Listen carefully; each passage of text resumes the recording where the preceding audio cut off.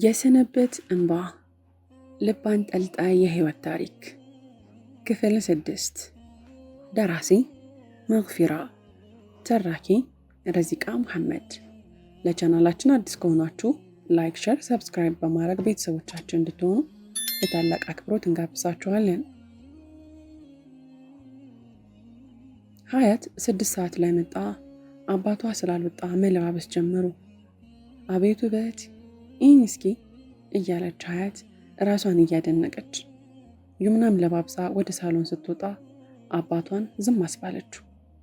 በውበቷ እሱም ተገርሞ እያያት የሚገናኙበትን ቦታና በር ከማስጠንቀቂያ ጋር ሰጧት ወጡ።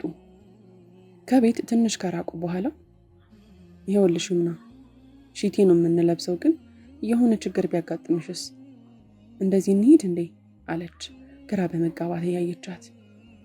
ምንም አይፈጠርም እንሂድ፣ ቤት ሽቲ ለብሰን እንሄዳለን። ልትሞግታት አልቻለችም። ሀያት ጋር ሄደው ቀይረው ወጡ። ቆመው ታክሲ ሲጠብቁ በባለፈው መንገድ ላይ መኪናውን በቀስታ እየነዳ ሁዘይፋ ብቅ አለ። የመኪናውን መስኮት ከፈት አድርጎ አሰላሙ አለይኩም ዩምና አላት። ሀያት እሷንም እሱንም እያየች ወአለይኩም ሰላም አለች። ዛሬም ታክሲ እየጠበቅሽ ነው? አዎ፣ ምን ማድረግ ይቻላል? ሀያት አፏ ላይ እጇን አድርጋ ማነው አንቺ እያለቻት በይ በቃ ግቡ ልሸኛችሁ አለ። ኧረ አንፈልግም፣ በታክሲ እንሄዳለን። ኧረ ከጋበዘን አይቀር እንግባ ብላ የመኪናውን በር መክፈት ጀመረች። ሀያት ዩምና እጇን ይዛ ልታስቆማት ሞከረች። እሸኝ ይዟት እሷም ወደ ውስጥ ገባች። ወዴት ልንዳው ሲላቸው ቦታውን ነግረውት መሄድ ጀመሩ። አንቺ ማን ነው ቆይ አለች ሀያት ወደ ጆሮ አጠጋ ብላ። ሁዘይፋ ይባላል አለቻት። ሳታስበው ድምጿን ከፍ አድርጋ ወላሂ አለቻት። ዞር አድርጎ አይቷት ምን ነው አላት። እንደ ማፈር ብላ ጎንበስ ብላ አይ ምንም አለች። ዩምና እንዴት ነሽ ግን ተሻለሽ አላት ከፊት ባለው መስታወት እየተመለከታት። አዎ አልሐምዱሊላህ ደህና ነኝ። እና ጓደኛሽን አታስተዋውቂኝ? ሀያት እባላለሁ። ሁዘይፋ በመገረም እያየቻት አንቺ ልጅ አትቸኩኝ ብላ ቁንጥጥ አደረገቻት። ቦታው ጋር ሲደርሱ አመስግነው ሲወርዱ ዩምና ስልክሽን ስጭኝ አላት ከመኪና ወርዶ። ሀያት አልሰማችም እንጂ እንደምታገባ ተነግረው ነበር። ትንሽ አመንትታ ሰጠው ሄደች።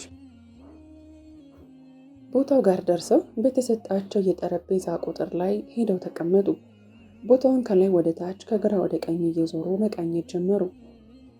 ዩምኒ ምን አይነት ሰው ነው የምትጠብቂው? ምን አይነት ይመስልሻል? ቦታውን ዞር ዞር አድርጋ እያየች አንዴ እሷን አንዴ ሰዎቹን እያየች ያ አባቴ ሊያመጣልኝ የሚችለውን ሰው መቼም ይታወቃል። እድሜው ልክ እንደ አባቴ አይነት ይመስለኛል። እናም አስተናጋጁ መጥቶ የሚፈልጉትን ነገር ተናግረው ተመልሶ ሄደ። ሀዩ የለበስነው ልብስ ከሆቴሉ ጋር ይጋጫል ብላ ፈገግ አለች። ሀዩ እኛ ምን አስጨነቀን፣ ሰውየው ይወገድልን እንጂ ብላ በሩን ማየት ጀመረች። እኔ የምልህ አሚር አለው ቁልጭ አድርጎ እያየው። ምን አለው ኮፍያውን ፈቀቅ አድርጎ ወደሱ እየዞረ። ለዩምና ያለህን ስሜት እስኪ ንገረኝ። መሬቱን እያየ ምን ነው? አይ ለማወቅ ነው። ታውቃለህ ምን ያህል እንደምወዳት ኮስተር ብሎ። እሺ ግን ብታጣትስ? ለምን አጣታለሁ? አይ ባትቀርብህስ? አላውቅም፣ ውስጧ የሚረብሻት ነገር ያለ ይመስለኛል።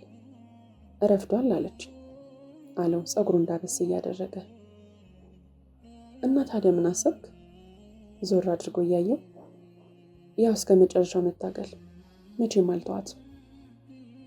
አንገቱን ዘወር አድርጎ እንዴት ልንገረው እያለ እያሰበ ዞር አድርጎ ያየዋል። እረ ሰውየው ቀረ እኮ፣ ይህን እኮ ቦርጫሙኑ መራመድ አቅቶት ይሆናል አለች ሀያት። ባክሽ ሀብታም ነገር ነው በእግሩ እንዴት ይመጣል? በጨዋታቸው መሀል ሁለቱም ፈገግ አሉና ሁለቱም ወደ በሩ ዞር አሉ። ሁለት ወንዶች ሲገቡ ትኩረታቸውን ሳቧቸው። ሸሚዝ በሱፍ ጥቁር ጫማ ከመነጽር ጋር የለበሱ ሁለት ወንዶች ወደ እነሱ መጡ። ተያዩና ማየታቸውን አቁመው ዞር አሉ። ኧረ ዩሚ እነሱ ናቸው እንዳትዪ አለች በፍርሃት ተውጣ እያየቻት።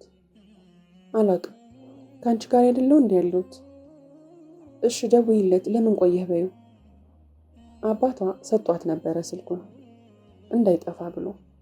ስልኳን አውጥታ ስትደውል ከሁለት አንዳቸው ስልክ ጠራ። ሀያትም ዩምናም ሲዞሩ ከሁለት አንዱ ልጅ ስልኩን አውጥቶ ጆሮ ላይ አደረገው። በኩራትም ሄሎ አለ። በድንጋጤ ተርበትብታ ስልኩን ዘጋችው። ያምሻል አለቻት ሀያት አፍጥጣ እያየቻት። እናፈራውን ሽማግሌ ጠብቀን ወጣት ሰው እየመጣብን እኮ። እሺ በእጅሽ ምልክት ስጫቸው አለቻት። እረ ድጋሚ ሊደውልለት ብላ ደወለች። ሄሎ አለች እየተረበተበተች። ሄሎ ቁጥር ቀይሬያለሁ እደርሻለሁ። ከዛም ቁጥሩን ነግሯት ዘጋው። ግራ ተጋብታ ሀያትን እያየቻት ዘጋው እኮ አለቻት። ምን አለሽ? መልሷን በጉጉት እየጠበቀች ደርሻለሁ።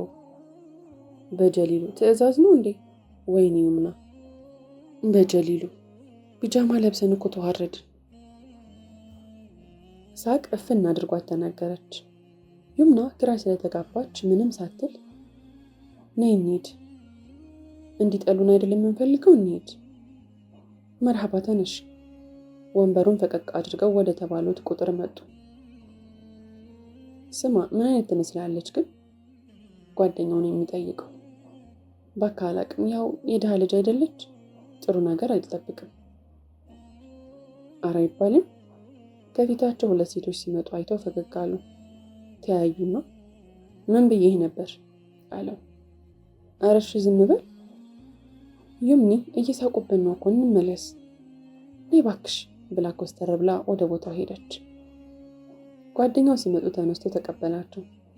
እሱ እንደ መጎረርም ተቀምጦ እያያቸው በደረቁ ፈገግ ብለውለት ተቀመጡ። ጓደኛው ሰላምታ ቀረበላቸው። ሰላም አለይኩም አለ ፈገግ እያለ። ሁለቱም ወአለይኩም ሰላም ብለው ተያዩ። አቡበክር እባላለሁ፣ ከፈለጋችሁ አወኪ በሉ ፈገግ እያለ። ሁሌም በፈገግታ የተሞላ ሰው ነው። አቡኪ ጓደኛውን ዞር አድርጎ ሲያየው ከስር መታ አድርጎት የፎገራ ፈገግ እያለ ማሂር እባላለሁ። አቡበክር እናንተስ አላችሁ። ሙሽራችንስ የቷ ናት ብሎ ፈገግ ብሎ ጠየቀ። ሀያት ቀደም ብላ እኔ ሀያት እባላለሁ፣ ከፈለግ ሀዩ በለኝ አለችው ፈገግ እያለች። ማሂርም አቡበክርም የዩምናን ስም እየጠበቁ ወደ እሷ ማየት ጀመሩ። እጇን ጠምር አደረገችና ዩምና እባላለሁ አለች። ማሂርን ግልምጥ አድርጋ ማሻአላህ እሺ የምትፈልጉትን እዘዙ ብሎ ሜኑን ፎቅቅ አድርጎ ሰጣቸው። ሀያት አንስታ ወደፊቷ ቀረብ አድርጋ ከፍ አድርጋ ይዛ ዩምናም ነካ ነካ አድርጋ ጠራቻት። ከዚያም ብቻ ያ እንዳይሆን ዱዓ አድርጋለሁ አለቻት ቀና ብላ። ዩምናም አይታት ዝም በይ የሚል ምልክት ሰጠቻትና አስተናጋጁ መጥቶ የሚፈልጉትን አዘውት ሄደ። እና ሙሽራዋ የትኛዋ ናት አለ አቡበክር በድጋሚ። ማሂር ተስተካክሎ እየተቀመጠ ሀያትን ማየት ጀመረ። ሀያት ልታወራ ስትል ዩምና ቀደም ብላ እኔ ነኝ አለች ኮስተር ብላ። አቡበክርም ማሂር ወደሱ እየተመለከተ ፈገግ ብሎ ሙሽራሽ ደግሞ ማሂር ነው ሲል ሀያት አምልጧት አውዝ ቢላህ አለች። ሁለቱም እያዩት ምን ለማለት ፈልገሽ ነው አለ አንዳፉን ማሂር። ዩምናም ቀደም ብላ አውዝ ቢላህ አለች። ምን ነው አለችው። ሀያትና አቡበክር እየተያዩ በዚህ መሃል አስተናጋጁ መጥቶ የታዘዘውን ምግብ ማቅረብ ጀመረ። እጅን ታጥቤ ልምጣ ብሎ ማሂር ተነስቶ ሄደ። አቡበክርም ተከትሎት ሄደ። እስኪ ሄዱ ድረስ በአይናቸው ሸኛቸው። ቱ ሲያስጠላ! ምንድነው የሚመስለው? ኩራቱ ውበት ብቻ ብላ አጠገቧ ባለው ችብስ አንስታ ጎረሰች። እረ ግን ከአባቴ ጋር በምን ተገናኙ? እንደዚህ ኩራቱ አናቱ ላይ ወጡ። እንዴት ተግባቡ? እሷም ችብስ አንስታ እየጎረሰች። አንድ ቢሆኑ ነው የተግባቡት መቼስ። ግን ጓደኛው ይለያል ማሻአላ። ስማ ምን ሆነህ ነው? ቢያንስ የምታገባትን ልጅ በስርዓት አታዋራትም እንዴ? ወላሂ ይደብራል አለው አቡበክር። ባክቷት አልፈልጋትም ብዬ እናገራለሁ ያልቃል። ከዛ ግን ደግሞ ቆንጅዬ ነች። ትውን ላንተ ልዳርልህ ብሎ ፈገግ አለ። አትጃጃል እባክህ፣ እኔ ቃሌን አላጥፍም ይንቷለችኝ ብሎ ግልምጥ አድርጎ ሄደ። ለኔም ሳማለችኝ። ይህንን ትዳር ለማቆም ምንም አድርጋለሁ ላንቺ ስል ብሎ በመስታወት ራሱን አስተካክሎ ወጣ። እረ መጡ፣ ዝም በይ በቃ ዝም በይ ብላ የያዘችውን ችብስ አስቀመጠችው። ምግብ ይሻላችሁ ነበር እኮ ከችብስ አለ ማሂር ምግቡን እያስተካከለ። እናመሰግናለን፣ ይህ በቂያችን ነው አለችው ኮስተር ብላ ያያችው ይምና። በመሃል እኔ ምለው ይምኒ ተማሪ ነሽ? አቡበክር ነበር የጠየቃት። አዎ ነበርን፣ ዘንድሮ ተፈትነን ብላ ፈገግ አለች። ማሂር ፈገግ ስትል መለስ አድርጎ እያያት እና በጥሩ ጊዜ መጣና አለ ፈገግ እያለ። ባትመጡ ይሻላል አሰቃያችሁን አለቻት። እግሯን ረገጥ አድርጋ ዝም አስባለቻት። አቤት ቆይ ሰውዬ ለምናቆር ነው እንዴ መጣኸው? ሀያት ነበር ያለችው። ሰውዬ ፈልገን የመጣን መሰለህ እንዴ? ይህ ትዳር ቢቆም ጥሩ ይመስለኛል። ገና ሳትተዋወቁ እንደዚህ ከሆናችሁ በቃ ምን ሆነህ ነው ማሂር? አቡበክር ሁለቱንም እያየ አላውቅም የሚል ምልክት በእጁ ሰጠው። ሰማችሁ? አሁን በጥል ከተዋወቅን እንደዚህ መቀጠል የለብንም። እዚህ ጋር የያዝነው ትልቅ ጉዳይ ነው፣ ትዳር። እንደ ትልቅ ሰው እናውራ ብሎ ሁሉንም አያቸው። ምንም የምናወራው ነገር የለም አውቂ። ይህን ትዳር እንደማልፈልገው ታውቃለህ። ይምናና ሀያት በፈገግታ እየተያዩ ወላሂ አትፈልገው? እኛም እኮ አንፈልገውም፣ ተገደን የመጣ ነው አለች ሀያት። ማሂርማ አቡኪም ተያይተው ማለት አላቦኪ። ማሂር እየቀጠለ በቃ እንደዛ ከሆነ በፒስ እናወራ። ወደ ይምና እያየ ሳያስቡት አይን ላይ ተገጣጠሙ። ቶሎ ጎንበስ ብላ ወደ ሀያት ዞረች።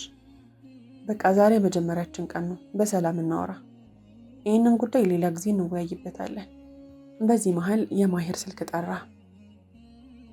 ሄሎ ሀያቴ። ሀያትና ይምና እየተያዩ ሳቅ እያፈናቸው አቡበክር ማሂርን አይቶት ገልመጥ አድርጎ ምግቡን መብላት ጀመረ። ከደቂቃዎች በኋላ ነቆራው ተትቶ ሀያትና አቡበክር ሞቅ ያለ ወሬ ይዘዋል። ማሂርም ወደ ስልኳ ጎንብሶ ፈገግ እያለ ይጻጻፋል። ይምና ከነ ሀያት ወሬ እያዳመጠች ማሂርን ቀና አድርጎ እያያት ጎንበስ ይላል። ሀያትን ነካ አድርጋት እንሄድ የሚል ምልክትም ሰጠቻት ይምና።